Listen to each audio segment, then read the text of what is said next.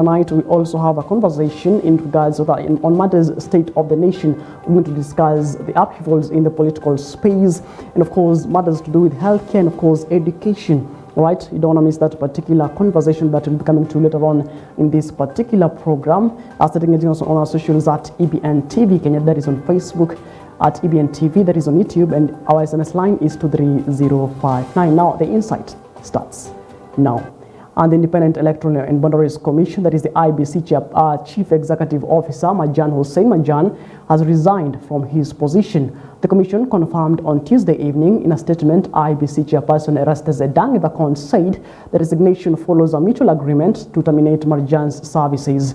Edang stressed that the move is part of a seamless leadership transition, ensuring continuity in fulfilling Iebc's constitutional mandates, including conducting elections and managing boundary delimitation. Now, he added that the changes are part of broader reforms aimed at strengthening international accountability, institutional preparedness, and service delivery. The chairperson expressed gratitude for Marjan's services since his appointment in March 2022, highlighting his leadership during a period when the Commission operated without fully constituted commissioners until July of 2025.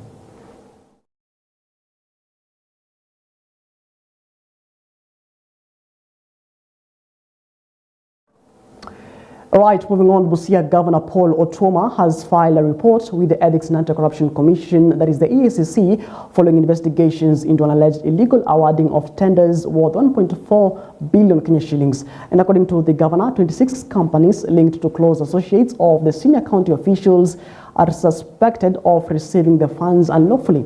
Now, the investigations seeks to determine the legitimacy of the transactions and hold accountable those involved. Governor Otuoma emphasized his commitment to transparency, stating that he is ready to cooperate fully with the EACC to separate fact from fiction regarding the alleged corruption in the county. There are hundreds and hundreds of files here, going all the way back to 2013.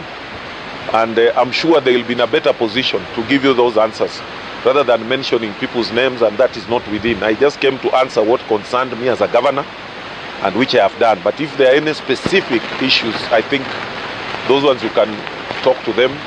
Some matters are not new. They are already in public domain. Some are already in the Senate through the Auditor General's reports. Some, we have been taken to court. Some are litigations in court.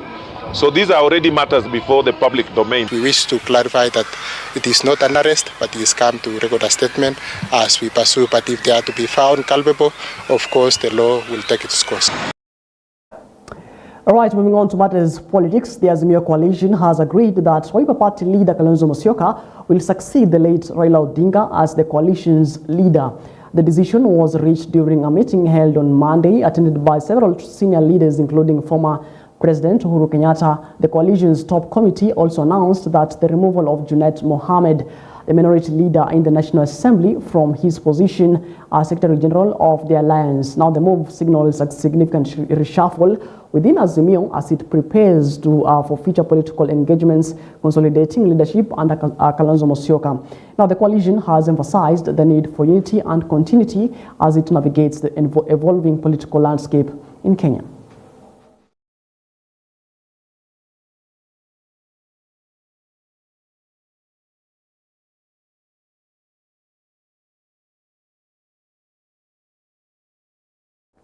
Right now, youth members of the ODM party who support the government wing have called on the party's deputy leader Geoffrey Otsotsi to resign, following remarks suggesting that ODM is now aligned with the government. Now, the youth leaders argued that Otsotsi's statements weaken the party and undermine its position ahead of the upcoming general elections. They also warned ODM MPs allegedly acting against the party, accusing some of betraying party values by fostering internal divisions and opposing party leadership. Now, the youth faction emphasized that such internal dissent could disrupt ongoing political negotiations and derail preparations for the next year's elections. Wote mnajaribu kucheza na Dr. Oburu Oginga, tutamtimua. Tunasema tunataka kuona hiyo delegates convention iitwe ndio tujue sasa sauti ya kina nani itakuwa ya wachache ama ya wengi. Itakuwa ya vijana ama ya watu wengine wamepotea. Na sisi kama vijana tunasema kwamba Dr. Oburu Oginga kwa negotiations zake na serikali mtu asimfunze kufanya kazi yake. Katiba ya chama inasema yeye ndio our presidential candidate na tunasema kwamba daktari, you start the negotiations as you see fit. Sisi tuko nyuma yako daktari. If you feel that you are very tired and you cannot listen to what Dr. Oburu Oginga is saying, please move and go and join other parties that you feel you will be very comfortable. Kuna wale watu ambao unaona wanajitokeza wanatuambia, "Oh, baba aliniambia, mara mimi nimeota." Wewe umeota kitu gani? Wakati baba aliaga kama ametuacha tuko ndani ya broad based. Tulikuwa na macho na tulikuwa tunaona. Kama sisi tuliona, wewe mbona unatupatia ndoto zako? Wewe wacha tubaki mahali baba alituacha. All right, moving on, President William Ruto today met with leaders from Meru County at State House Nairobi in a meeting led by Governor Isaac Mutuma and accompanied by Deputy President Kithure Kindiki. Now, the discussion focused on strengthening the Chama Cha UDA party at the grassroots level through participatory and democratic elections. Now, starting from the polling station. Now, the meeting also highlighted efforts to accelerate Meru County's development agenda, including the implementation of priority programs and projects aimed at boosting economic growth and improving citizens' livelihoods. Ongoing and planned projects discussed include the upgrade of Meru County Hospital in a national or the international referral hospital at a cost of 1 billion Kenya shillings, and of course electrification of 30,000 households, construction of 17 modern markets, affordable housing initiatives, road projects, among others. We have 17 markets in Meru that we are building. 17 markets. Yes. No administration has done the number of markets, not even a quarter. Na sio soko ya mabanda hii ya kwenda kujenga. Soko ya maana. Sindio, sio sheds. Sindio. Budget yetu ya Meru kwa just one department ni 21 billion. Nilikutana na gavana huyu na seneta wenu nikamwambia tumekuwa na matatizo ya mambo ya shamba ya kujenga hii affordable housing. Na tumeshakubaliana sasa. So we will because at the moment we have close to 3,000 units. My target for Meru was 10,000 units. Tuko na hospitali ya Nyambene. Yeah, I have also authorized another 100 million tutengeneze hospitali level 3 ya pale Nyambene. Now, residents of Nyandarua County have urged Parliament to provide clear assurances that proceeds from the proposed partial sale of government shares in Safaricom PLC will be directed towards priority development projects. Now, the concerns were raised during a public participation forum led by Honorable Irene Mrembo, convened to collect views on successional paper number 3, which outlines the proposed divestiture of the government of Kenya's stake in telecom giant. Now, participants expressed dissatisfaction with the poor state of infrastructure in the region, questioning whether the ongoing and stalled projects are part of a broader national development plan. Na serikali inanuia pesa hii ambayo itapata bilioni 240 itaenda kufanya hizo kazi. Na hizo kazi ninahitajika huko kwetu Lamu, inahitajika Mombasa, inahitajika Kenya mzima. Kwa hivyo hiyo ndio hoja kubwa ambayo tuko nayo. Even upon exercising this particular action or preference of divestiture, resources that shall be obtained or received out of this exercise should be seen to have been shared equitably across the country. The fear of control in Safaricom, of course we need to know that shares holding has nothing to do with the operations of the business. There is a regulator called Communication Authority of Kenya, which regulates all communication instruments in Kenya and all companies. They are the one determining the license and the fee.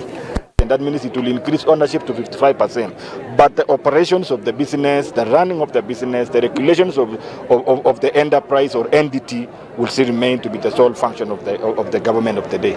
Otherwise, is to also request the Executive and National Treasury to continue sensitizing members of public. Even as we are going on meeting the members of public, they need to help sensitizing, disseminating more information about this. Tuweze kuinua uchumi wetu wa Kenya ama tuweze kuinua nchi yetu kwa maendeleo. na njia ya kuinua rahisi ni kuuza shares badala ya kuchukua deni ambayo utalipa zaidi. Ukiangalia bajeti ya Kenya, pesa ambayo inaenda kulipa deni na sana interest. Kumbuka hii pesa ambayo tunachukua kule nje kwa nchi ya wazungu ni pesa ambayo imechukuliwa na dollars. Now, hundreds of business owners in Embu town are counting heavy losses after a devastating fire swept through the Shauri area on Monday night, destroying property worth millions of shillings and leaving livelihoods in ruins. Now, the inferno broke out at around 9 p.m. on February 2nd and spread rapidly through the busy commercial zone, which hosts furniture shops. Now, timber yards and showrooms within minutes, raging flames engulfed business premises, reducing finished furniture, raw materials, machinery, and tools to ashes as traders watched helplessly. And according to the chairman of the Shauri United Association, Peter Mololo, about 300 traders were affected by the blaze, most of whom rely entirely on the furniture business for their daily survival. Now, he faulted the emergency response, saying the fire brigade arrived without enough water to contain the flames. Take a look. Masaa ya jioni kitu saa 2 hivi rafiki yangu akanipigia simu akaniambia Shauri kunachomeka. Sasa mimi kufika hapa nilipata kwangu kumechomeka, huku kwingine kumechomeka, hakuna kitu hata moja niliweza kusave. So ningeomba serikali at least watusaidie tuone vile tutaanzia tena. Mimi nilikuwa nauza mbao na pia nilikuwa nimeweka kazi ya furniture. Yeah. Na asubuhi nilikuwa nimemwaga mbao lori mzima, kwa hivyo ilichomeka yote. Chanzo cha moto hakijajulikana bado. Tumelala hapa tukijaribu kuzima moto. Mimi sikupata zima moto yoyote, lakini ripoti nilipata ni ya kwamba zima moto ilikuja bila maji na ilikuja hata bila wafanyikazi, sababu kijana wangu mmoja ndiye alikuwa ameshika pipe ya maji na akiambia hata dereva aweke pressure maji itoke, maji haikuwa inatoka. Hiyo ndio ripoti yenye nilipata wakati nilifika hapa. Mimi nilikuwa na kazi ambao hapa nimechomekewa na mashini around 15. The highest ilikuwa but machine ilikuwa ya 1.2 ikiwa mpya, although yangu ilikuwa second hand ilikuwa ya kitu 500,000. Nimekuwa hapa kutoka 2000 na hata mara ya kwanza kuliposhomeka, that is 2022 July, bado nikawa affected. My workshop ikashomeka yote ambayo ilikuwa na almost kitu 1 million. Sasa hii ya the second time ambayo imeshomeka nimekuwa na more than 1 million na zote zimeshomeka, hakuna kitu hata moja nimeweza kuokoa, na hivyo imeaffect kila mtu ambaye ameshomekewa hapa, maana hatukuweza kuokoa anything, maana huo moto ulipoanza watu wengi walikuwa wameenda nyumbani.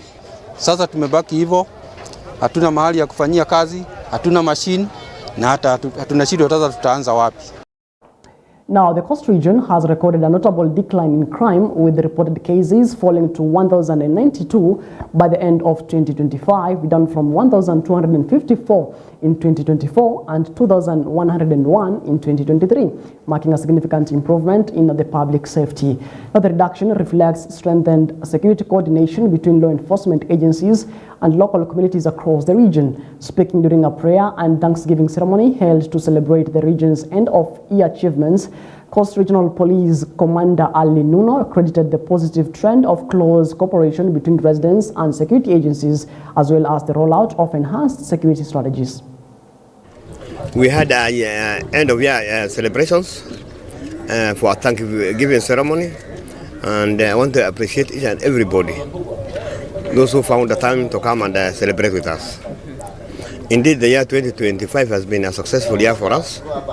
We're able to have crack down on issue of illicit brews, drugs, organized criminal gangs. We had tourists who came in big numbers, both international and local tourists, and the level of occupancy, hotel occupancy, was at 98%. And this is attributed towards, one, commitment to excellency, teamwork and resilience, and community engagement. I want to appreciate the entire people of the coastal region, their leadership, for the support they have given us.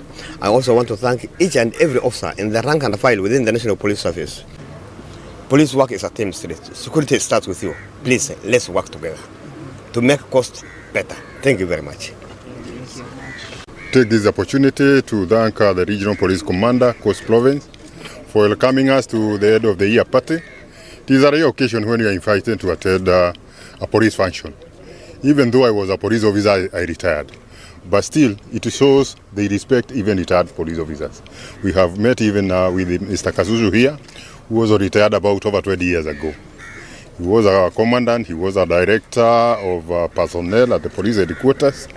And I appreciate that even the members of the public are thanking the officers for a job well done. I urge the officers to continue that way. They have very good leadership in the name of Ari Nuno. When I was a DIG, we posted him to several areas, and most of them kept demanding that he be taken back to his former posting because of the performance.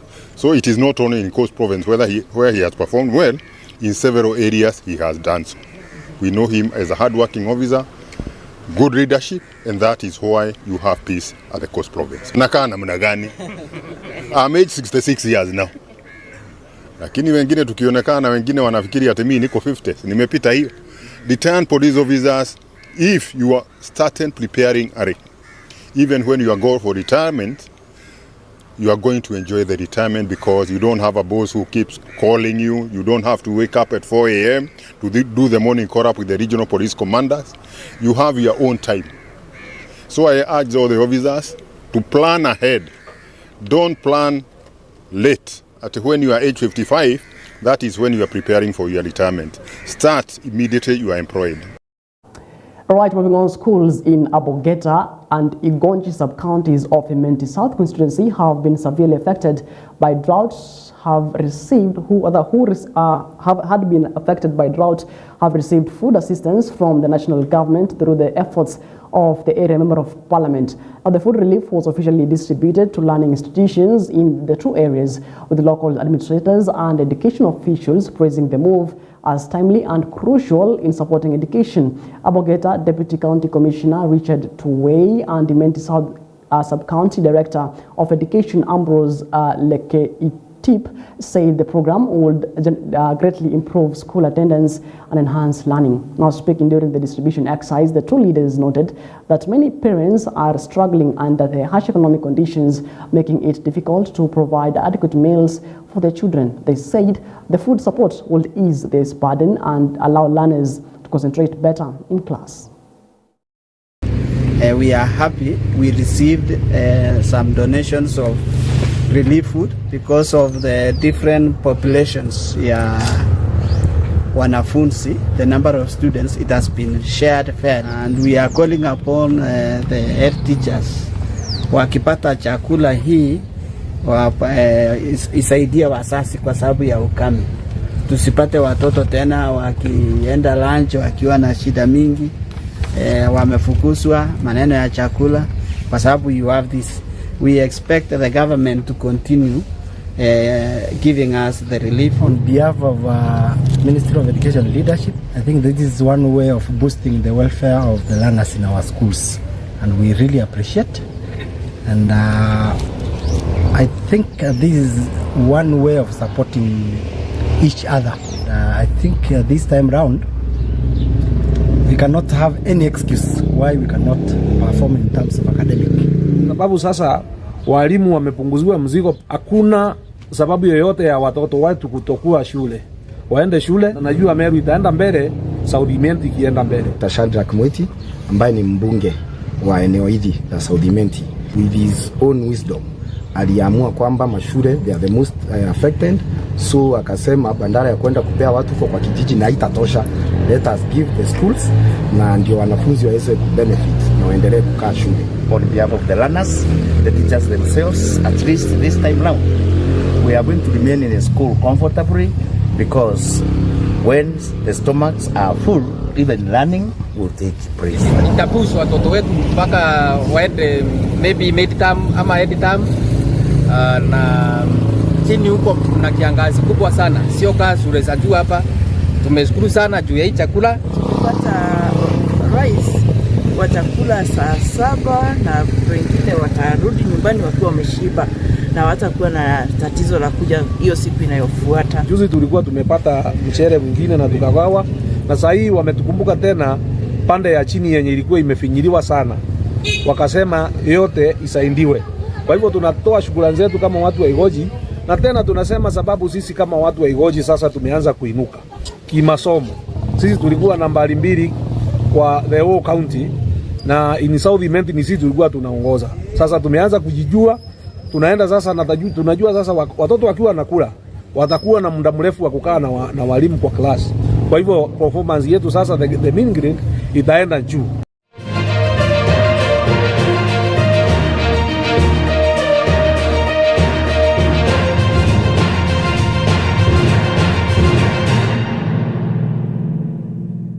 Right, now let's get sporty. And Rising Starlets head coach Jacqueline Juma has unveiled that final squad that will face Tanzania in a 2-legged FIFA Under-20 Women's World Cup qualifiers as Kenya steps up its push for a place on the global stage. Now, the squad is largely drawn from the team that recently eliminated Ethiopia, but it also includes a mix of fresh faces and returning players aimed at strengthening depth and competition ahead of the crucial tie. One of the notable inclusions is Genevieve Mitel, who returns to the national team after previously representing Kenya at under-17 level. Her experience is expected to boost the Starlets' defensive unit. Now, Kenya will host Tanzania in the first leg on the February 7th at the Ulinzi Sports Complex before traveling to Dar es Salaam for the returning leg of the February 14th at the Azam Complex. Now, the Starlets will be targeting a strong home result to give them an advantage heading into the away fixture.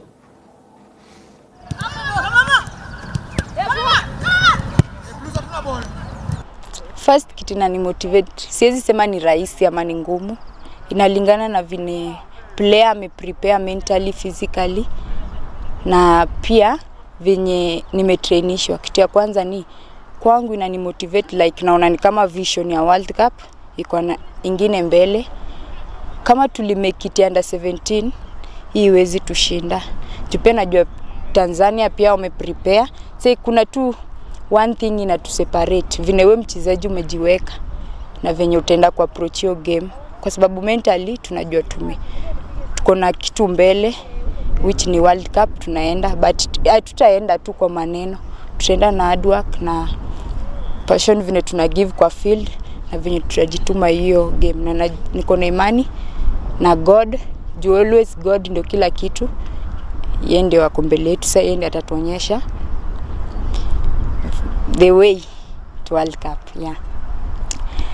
First kitu yenye naweza sema kwanza kwa fans ni asanti, kwa sababu game iko home which tunafaa kuwin kwanza home, ndio tukienda kwao itakuwa rahisi. Juu which kwa watu juu venye wameplan, vile pia wajui vile tumeplan home. Na karibisha mafans wote wakuje na mentality ya kutusupport. Juu najua tuta give pia wenyewe watatoka hapa kusema tumefight. Juu siwezi promise, siwezi sema ati tutaenda kushinda ama tutaenda kushindwa. It's all about God and commitment yetu, na pia mafans wenyewe vile watakuja kutusupport. Juu pia wakikuja itaonyesha like kuna hiyo flag tunafight hapo, na najua hiyo motivation yao itafanya tutainua flag yetu juu. Kwangu naweza. Alright, moving on, Nairobi United will take to the field tomorrow to face APS Bomet in what promises to be a highly competitive encounter. With both sides aiming for positive results, the Nairobi-based team will approach the match determined to continue with their good form and strengthen their position in the league standings. Meanwhile, APS Bomet will be seeking a crucial victory to improve their rankings and reinforcing their squad's morale. Now, head coach Godfrey Oduor expressed the optimism ahead of the clash, emphasizing his team's readiness and determination to secure a win. Fans can expect an intense and exciting contest as both sides battle for supremacy on the pitch. And then we hit straight to the pitch to see how we can prepare the boys for the match tomorrow. So we have been working to try to bring the boys back to shape.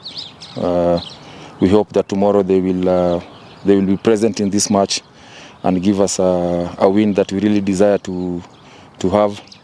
So we are facing this match with all the.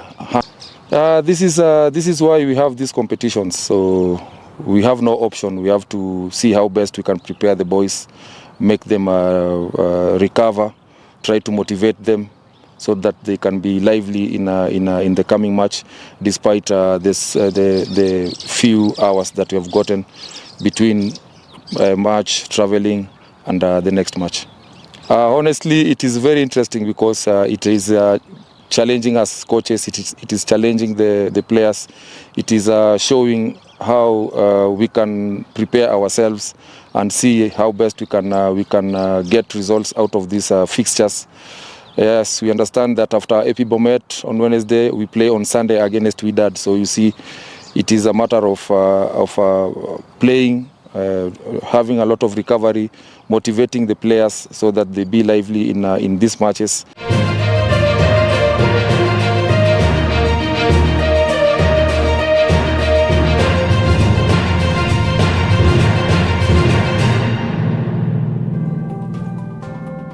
Right, it is exactly 25 minutes past the top of the hour. Taking a short breather here on the Insight, but when we come back, we're going to have a discussion right here on the Insight about matters to do with the state of the nation, how is the upheavals in the political space, and of course the health sector, and as well as education. Right, you don't want to miss that particular conversation that's coming up to you next in just a bit. Don't go too far.